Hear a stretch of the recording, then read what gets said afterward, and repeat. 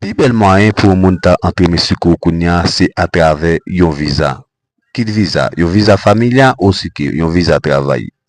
Aussi que yon visa touriste. Mais visa touriste là pas facile. Ou moun pour ta veze mettre visa touriste, c'est des critères y a demandé yo pas besoin ni parce que yo pas demandé un pile critères pour visa touriste. Mais pour visa familial, faut qu'on ka gagner maman ou soit papa ou mari, madame, frère, sœur ou capable gagner pour capable entrer sur visa familial ça parce que ou pas capable entrer yon l'autre monde qui pas gen même signature ensemble avec ou sur visa familial.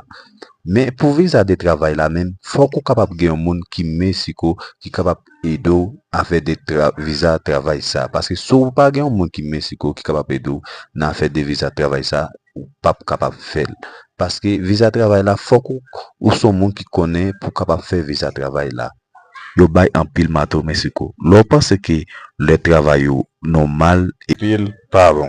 Tout fier de moun nan, li fait moun nan fait yon visa de travail pour lui. Les fin fait moun nan fin fait le visa ça travail ça pour lui hein.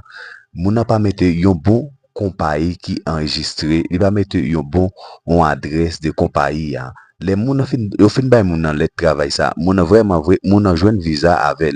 Di joine visa avec mais c'est les moun nan arrivé dans immigration Mexico, c'est là ça problème nan. Là yo entre et yo prend le travail ça, yo entre li au compagnie, yo mette tout adresse compagnie, yo pas joindre ni, gens pour yo joindre ni, yo gen chance pour yo faire moun en bac parce que en peu ça bouquet fait dans Mexico. Ou moun yo moun wè ba yo fait yon le travail pour faut qu'on qui est pour ba le travail là pour plus capable mettre yon bon adresse, yon bon numéro compagnie dans le travail là. Mais cette vidéo ça me dépose pour sur mes vidéos ça ou partager avec l'autre monde pour capable joindre vidéo.